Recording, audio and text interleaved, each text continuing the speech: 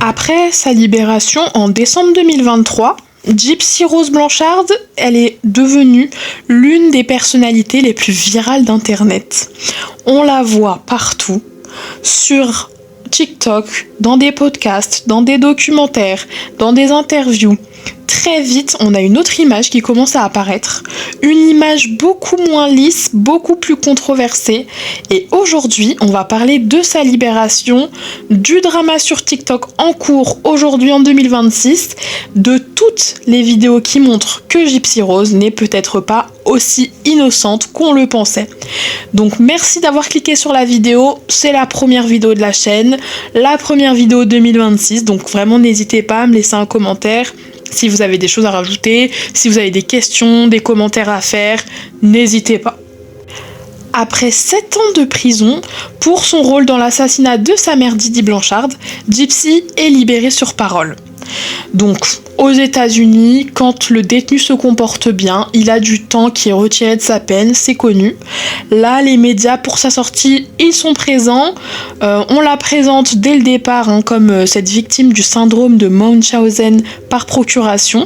Donc, en gros, c'est un syndrome qui fait que sa mère, pendant des années, lui a fait croire à elle, aux médecins, à leurs proches et amis que Gypsy était malade. À sa sortie, le public voit Gypsy comme une survivante, comme une jeune femme qui a été manipulée, qui a souffert et qui est enfin libre et qui a pu avoir sa revanche sur la vie.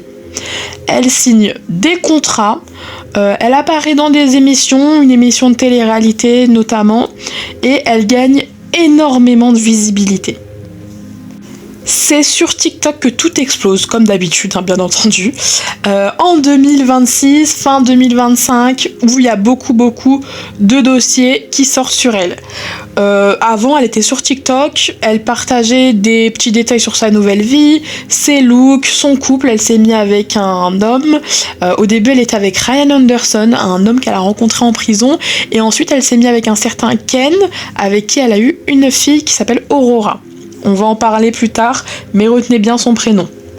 On peut dire du coup qu'elle est en quelque sorte devenue influenceuse malgré elle. Très vite, on remarque certaines choses. Elle est un peu froide, elle est détachée, elle est parfois cynique. Quand elle parle des meurtres dans les interviews, c'est un petit peu sur un ton moqueur. Elle ne reconnaît pas totalement la gravité de ses actes. Elle nie ou elle diminue son implication dans les meurtres aussi. Pendant des interviews, elle parle de sa mère avec le sourire, on la voit qui plaisante du meurtre. Elle paraît très à l'aise en parlant de cet acte quand même. Donc ça choque beaucoup d'internautes, beaucoup d'Américains. Et là, récemment, il y a des vidéos qui sont sorties. Donc c'est des vidéos d'archives qui étaient déjà pendant le procès entre les mains de tout ce qui est procureur, avocat, etc. Mais en fait, il n'y avait qu'un transcript, donc c'était un texte écrit de tout ce qui était fait dans les vidéos. Donc dans ces vidéos, qu'est-ce qu'on voit concrètement ? On voit Gypsy qui discute, qui parle à Nicholas Sgodjon, donc l'homme qu'elle a manipulé pour qu'il tue sa mère.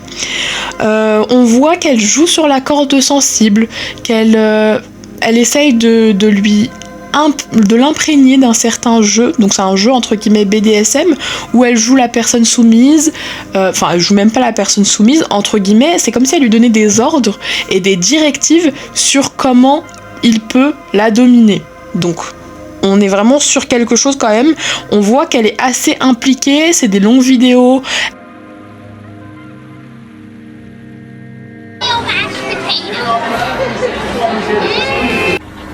To dive off our porch into the pile of snow. You ready?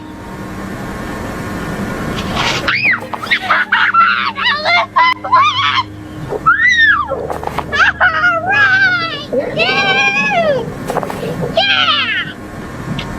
Oh! Oh! This is so cool!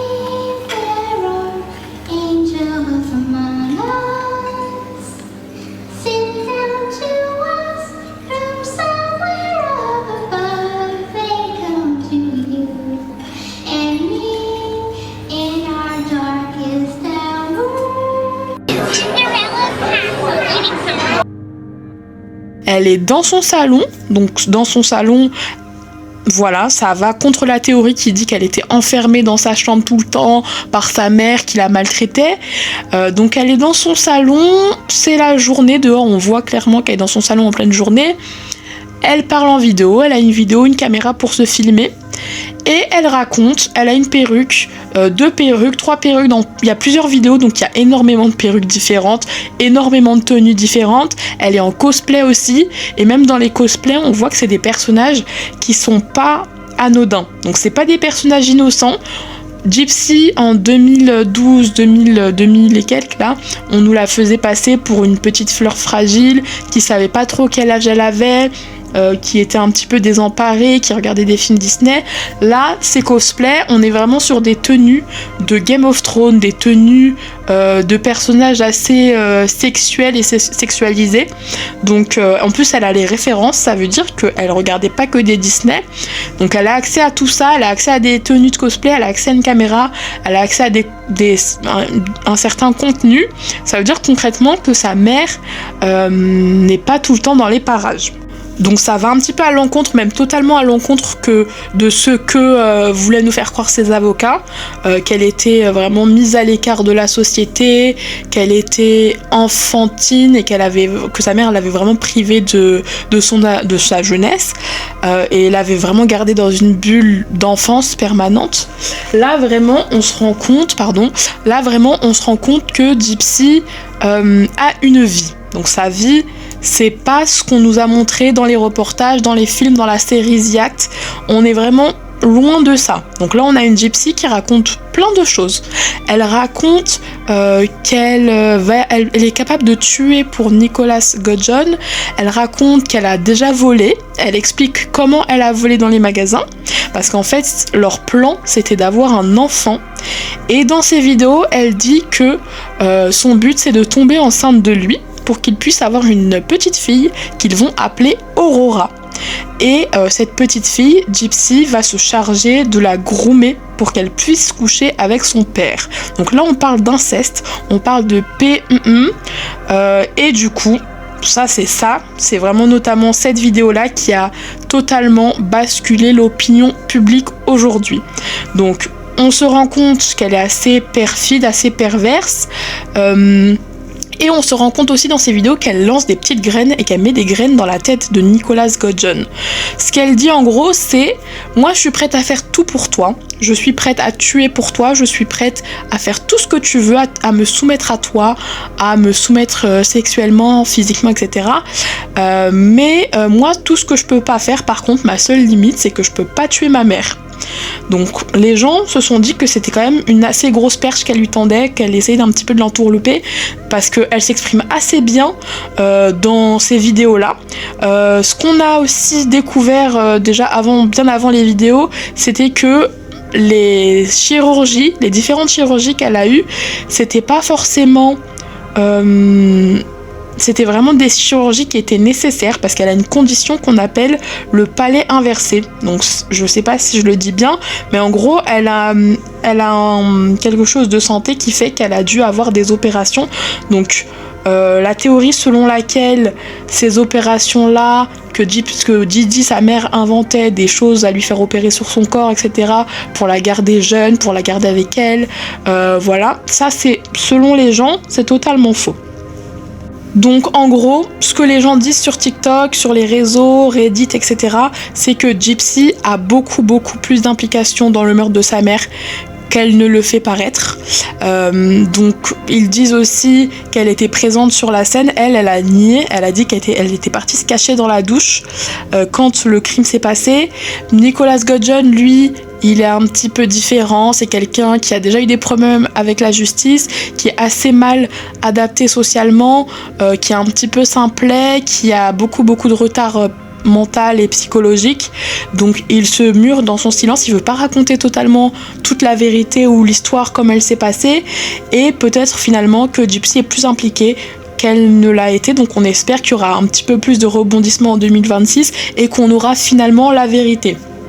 Parce que ce que les gens disent aussi, c'est que Didi Rose Blanchard, donc la mère de Gypsy, était quand même une femme assez faible. Dans les vidéos, ce qui ressort et ce que dit Gypsy, c'est que sa mère en a marre d'elle.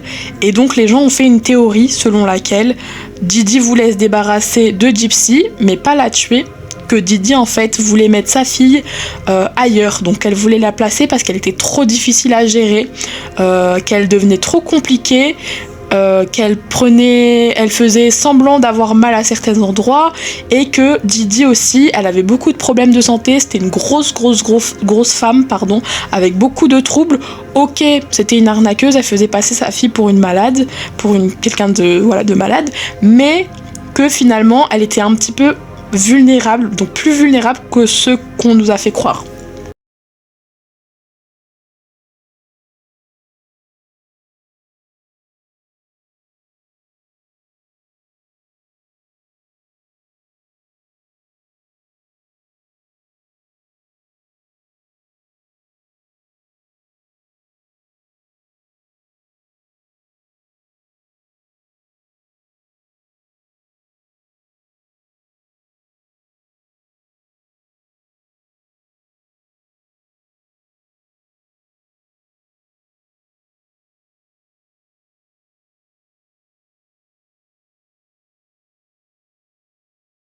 Didi was just taking Gypsy to doctors for no reason then. Because what I see is Gypsy clearly had some issues. Her eyes are now fixed, damn near straight. Her own grandfather in her documentary said she was on this monitor because she would stop breathing at night. He said they would have to go in there and wake her up to make the monitor stop going off. Gypsy has openly talked about having the microdeletion. You don't find it odd that all of her symptoms and things she was treated for line up with the microdeletion? You don't find that odd at all. You don't find it a bit suspicious that in none of her documentaries does she ever bring up that, yeah, I do have a microdeletion that clearly had some effects on me. You don't find it weird that her attorney said he went all through the medical records and all he found was abuse. Yet instead of going to trial and showing all of the abuse, he took a plea deal. The microdeletion she wouldn't even admit to until what, this year? She shows pictures like these in her documentary but doesn't tell you, oh, this is a sleep study, which considering her issues from birth with sleep apnea would seem pretty normal. Gypsy has also admitted to having microcephaly, which if you didn't know is a genetic condition that they knew that she had from birth. They knew she had microcephaly, which is genetic. When you have a genetic condition, there's nothing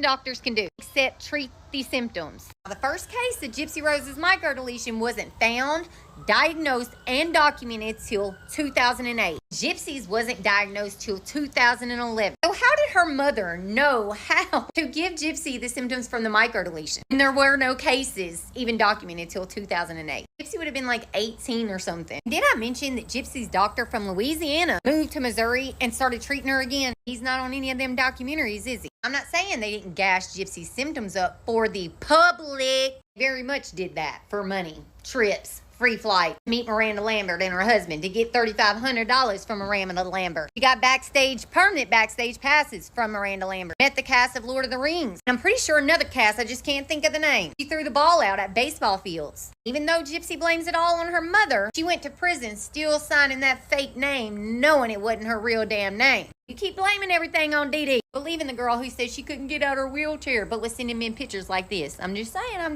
But hey, girl, this is all alleged and purposes, only in my opinion. I mean, I'm only here because, Gypsy Rose.